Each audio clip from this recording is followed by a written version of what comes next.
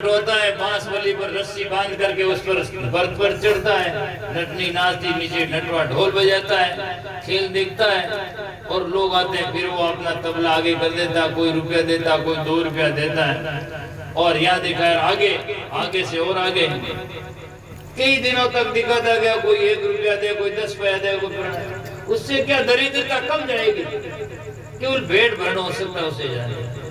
एक दिन कोई भेदी मिला, अरे भाई नट के हाँ बाप जी कि कितना तू सुंदर खेल दिखाना जानता है, तेरी कला कितनी बढ़िया है, फिर भी तेरा ये दिवाला गया नहीं अभी तक। बोले साहब क्या करूं, रात दिन मेहनत करता हूं फिर भी जाता नहीं, क्या करे। बोले मैं तुझे युक्ति बताता हूं वो कर। बोले क्या करना चाहिए कि कला तेरी इतनी सुंदर है, पर तू कला वहां दिखाता है जो गरीब लोग है, मगते भिखारी वही है, उनके पास में इतना ही है तो क्या देगा। इसलिए वो कला तू राज दरबार में जाकर दिखा तो वो राजी होगा। तो वो राजा जब धन देगा तो अपनी क्षमता के अनुसार देगा, वो 10 रुपया नहीं दे सकता, वो देगा तो ज्यादा देगा तो तेरा दिवाला चला जाएगा। नट के समझ में आ गई खट और वो अपना बल्ली बांस लेकर के पहुंच गया राज दरबार में। चट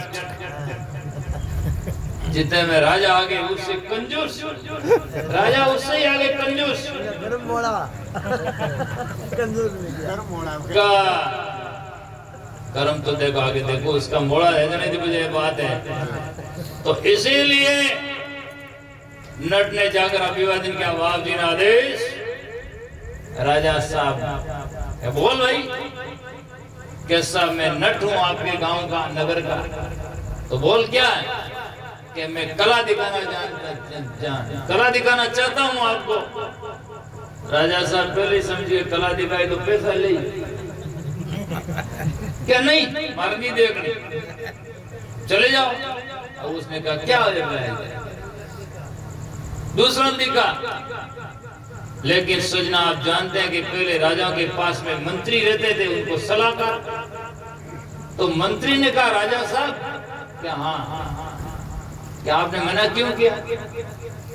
क्या बोले जब वो कला दिखाएगा तो पैसा देना पड़ेगा। बोले आप तो राजा साहब हैं और कला देख लो फिर उसको खदेड़ कर निकाल देना, ये क्या करेगा आपका। क्या आप बात तो सही है, आप बात तो सही, कला भी देख लो और फिर भाग जाओ यहाँ से, तो नौकर से खदेड़ी उसको। राजा को समझा आप बात तो सही है। तो कहा हाँ भाई, मंत्री का कहना हाँ भाई दिखा। अब सजना उसने कला दिखाना शुरू किया, इतनी कला बढ़िया सुंदर दिखाई कि राजा देखते देखते उस देखते मंत्रमुग्ध हो गया। और मंत्रमुग्ध होता है सजना जब कोई भी आदमी किसी के कला के ऊपर या वचन के ऊपर या उसके विचारों के ऊपर आसक्त होता है तो वो अपना होश खो बैठता है और वो सोचता नहीं कि जैसे राजा दशरथ के कई के मोह में आकर के राजा रामचंद्र जी जैसा को वनवास दे देते हैं, उसके अंदर में उसमें आकर के वचन दे देते हैं। तो ऐसे ही वो जाकर के कला में इतना राजा मंत्रमुग्ध हो गया और उसने कहा वाह वाह वाह वाह क्या कला दिखाई है भाई, बोल क्या चाहता है। अब देखो आपको बताता हूँ उसका नट का लक्ष्य क्या था। राज दरबार के पाए जाकर कला दिखाकर धन प्राप्त करना ताकि हमारी दरिद्रता दूर हो जाए, ये नट का लक्ष्य था। अब जब राजा मंत्र मुग्ध हुआ तब नट के विचार एकदम बदले और नट ने सोचा ओहो राजा तो मंत्र मुग्ध हो गया मेरी कला के ऊपर, तो क्यों न कोई ऐसी युक्ति अपनाए ताकि हम तो मालो माल ही बन जाए। उसने सोचा और उसने मन में एकदम उसका विचार अलग आया और कहा ऐसा वचन मांग ले ताकि राजा हम ही बन जाए। तो राजा साहब से कहा हजूर मेरा एक वचन दे दो। क्या वचन बोलो कि जो पहली बार मैं जिस चीज को स्पर्श करूंगा वो मेरी है। हाथ लगाऊं जो कोई वो हाथ लगाऊं मैं पहली बार मारी। राजा उसके मंत्रमुग्ध हो गए दिया और राजा ने कह दिया तथास्तु, लो जैसा आप कहोगे और जैसे जिसके आप हाथ लगाओगे। बोले सा आज नहीं, मैं जब लगाऊंगा। कितने दिन बाद? बोले 2 दिन बाद में मैं आऊंगा और जिस चीज को मैं हाथ लगाऊं मेरी। राजा साहब ने सोचा मेल मांगेगा, वो मांगेगा, वो मांगेगा, दे दूंगा और क्या दूसरा बना लेंगे। अब नट के सजना विचार आया मन में, उल्टी खोपड़ी। उसने सोचा कि मैं मेल के लूंगा तो मेल ही आ जाएगा। नट ने सोचा राजा की लड़की है इकलौती, उन्हें लो उसके मैं हाथ लगा दूंगा तो भाई दे तो राजा मुझे दे देगा, मैं राजा का दामाद हो जाऊंगा। लो और राजा के संतान है नहीं तो फिर मुझको रख लेंगे और ये मेल ही सब मेरा हो जाएगा और कालांतर से राजा यहाँ का मैं ही हो जाऊंगा। अब ये ऐसा विचार न करके यदि उस टाइम में वो राजपाट मांग ले, मेल के हाथ लगा दे और कोई लगा दे, धन के लगा दे तो राजा देने में तैयार ही है। लेकिन अब उसके दिमाग में उल्टा उद्देश्य भूल गया और उद्देश्य को च्युत कर करके दूसरा प्रलोभन मांगे, तब चला गया। और अब शाम को जब वजीर वगैरह बैठे, रोज मंत्री कहा राजा साहब आपने वचन गलत दे दिया। बोले क्यों? कि आप तो होश खो बैठे। बोले क्या हो गया? बोले आपने वचन दे दिया गलत। बोले क्या है वचन दे दिया? मेल के लगे तो मेल दे देंगे, धन के लगेगा धन दे देंगे, घोड़ा के लगेगा घोड़ा दे देंगे और क्या? नहीं नहीं, उसका धन की जरूरत ही नहीं, धन होता है तो ऐसा उसी वक्त में बोल देते, वो तो और बात चाहता है। और क्या चाहेगा? क्या मंत्री के आपरी बेगम रे लगा दियो तो, आपरे रानी साहब रे लगा दियो तो क्या एकदम राजा होश में आया? ऐसा थोड़ी हो सकता है। हाँ नहीं हो तो नहीं सकता, पर आपने कहा लगा दिया तो मैं कैसे दे दूंगा? बोले वो तो धन का भूखा होता तो उसी वक्त में मांग लेगा, अब वो धन का भूखा नहीं है। फिर राजा साहब से मंत्री कहता है और आपकी राजकुमारी शाहजादी के लगा दिया तो? अरे यार ऐसे मक्ते फकीर को कैसे दे देंगे? क्या राजा साहब हो ना हो आपके ने बेगम के लगा, वो राजकुमारी के हाथ लगाएगा, इसलिए वो। तब राजा होश में बेहोश में, अरे क्या करना, अभी क्या करना उपाय?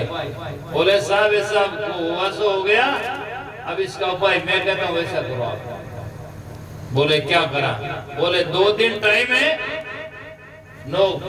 कारीगरों को बुलाओ, नौकरों को बुलाओ। राजा के दरबार के सामने, राज दरबार के सामने बहुत बड़ा ग्राउंड था।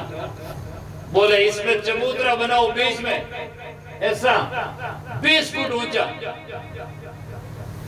और उसके कोई सीढ़ी वीढ़ी कुछ नहीं रखी।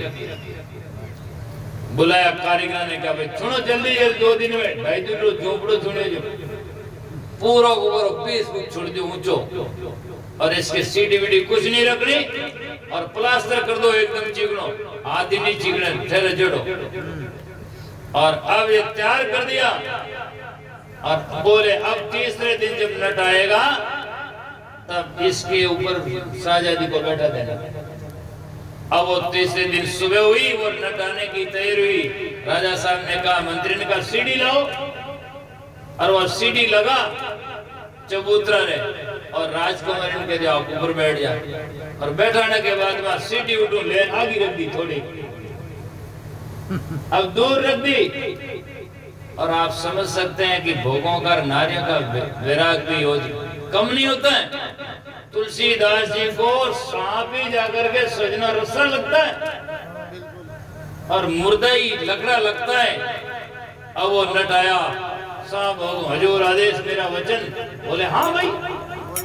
वो आगो देखो यूं देखे क्या वो न चबूतरो तो नहीं दे, क्यों शिकारी ने शिकारी दिखे इन वास्ते उन्हें वो बस 3 दिन का सपना देख दो वो तो कि मैं क्यों नहीं हाथ लगायो नहीं, और ओ भाई राजा रो दामाद मैं वो नहीं, और राजपाट और महल मारो भी नहीं, बस वो तो यूं बस सपना देख दो। इंद्र वो सोचे को इंद्र में पहुंचना लो जी में आयो वो आओ तो उन्हें चबूतरो तो नहीं दिखानवा साजादी लड़की नहीं क्या बस हो गया मैं हाथ लगा भागो हाथ क्यों भूगे कैसा मैं हाथ लगाऊं मेरी वचन हाँ क्या वो दूर हूँ भागो भागो आयो ज्यों ज्यों नजदीक आयो के वो चबूतरो यूं ऊंचो देखियो क्या बे चारों मेरे घूमियो कूदे तो ये तो भूगे घूमे तो पहुंच नहीं सके के चारों ओर घूमियो के देखो सीढ़ी तो है ही नहीं कोई चढ़ने वास्ते पगोते सीढ़ी तो ही नहीं तो चारों ओर घूमियो दूसरों ने बार सीढ़ी आगे पंजाली पड़ी थी आगे वो तो भूल गो कि मैं पहली मारो वचन कही है हां अबे वो सोचो क्या सीढ़ी मेल हाथ लगाई दियो क्या वो भागो भागो सीधे ही कने सीढ़ी पड़ी उन्हें हाथ लागो क्या सीधे ही वो जाने हो क्योंकि जान सीढ़ी ने हाथ में ली क्या राजा क्या रुक जाओ सब रुक जाओ हो गया हाँ वचन पूरा हो गया तेरी ये वचन पूरा हो गया है ना आ सीडी पंजाली पछे नौकरान के अलावट बेवकूफ ने हटे कला बताई और यहाँ आकर के धन के लिए आया और यहाँ आकर के साजादी के लिए मोह करके अब इस ऐसे नकते और इस बेवकूफ आदमी को अब पंजाली गला में डालो इन्हें दे दो पंजाली और इन्हें ऊपर चौपा लगा बाहर काढ़ो इधर साहब तो सजना ये तो एक उदाहरण है और हम यहाँ आए भक्ति भजन के लिए अटे आने दूसरा में प्रलोभन में पड़िया नहीं तो पचे ऐ नहीं आता वाला ना पंजाली गड़ा में आवेला है ना आवेला और ऊपर डंडा पड़ेला इसलिए कबीर साहब ने कहा संसारी से प्रीतड़ी सरियाने को काम दुबिया में दोनों गया माया मिलीन कोई राम है ना अबे वो भाई साहब यदि उस टाइम में मांग लेता मुझे करोड़ों रुपए दे दो तो दरिद्र चला जाता महल मांग लेता तो राजा महल दे देता कितना जिंदगी भर सुख पाता लेकिन एक प्रलोभन के कारण से पूरा सब विनाश हो गया क्योंकि उसने चुप अर्थात अपना उद्देश्य कर्तव्य से वो विचलित हो गया दूसरा प्रलोभन में आकर के उसने जाकर के जिंदगी खराब कर दी ये एक तरीका तो इसीलिए यहाँ आकर के हमें जाकर के उस परमात्मा सत्य का चीनने का उद्देश्य जो बनाया है उसी उद्देश्य को लेकर के चलना है और हमें भक्ति भजन करना है और एक ही हो रही आवाज सांस तो लाना काऊ की चाले नहीं छानिया दूध और पाना साहिबरी करो बंदगी साहिबरी बंदगी करो राम जी महाराज का स्मरण करो साहिबरी करो बंदगी भूखाने देवो दाना जो भूखे लोग हैं उनको दान दो अर्थात उनका उपकार करो भूखाने दो दाना समझावे सुखदेव जी चरणदास सयाना इस चरणदास सयाना समझ ले तो चार का एक फिर गाय दो बचवा विराम